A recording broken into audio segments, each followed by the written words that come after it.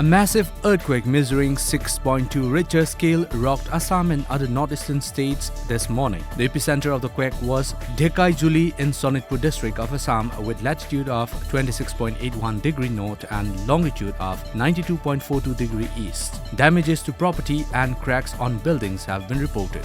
However, there were no reports of loss of human life so far.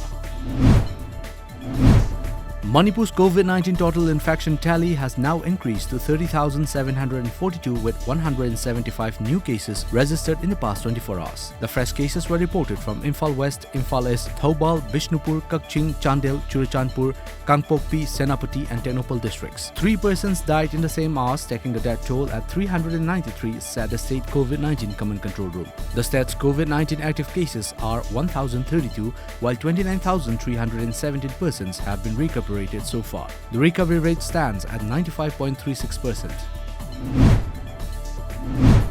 A day after reporting a slight dip in the number of fresh COVID infections and fatalities, India recorded a massive surge of 362,902 cases and 3,285 deaths this morning. The cumulative case lot stands at 1,79,88,637 and the death toll from the virus has crossed the 2 lakh mark. India now has nearly 3 million active cases. India has been reporting over 3 lakh cases daily for almost a week now.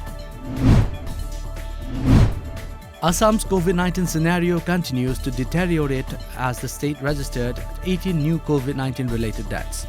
Assam's COVID-19 death toll has risen to 1,233.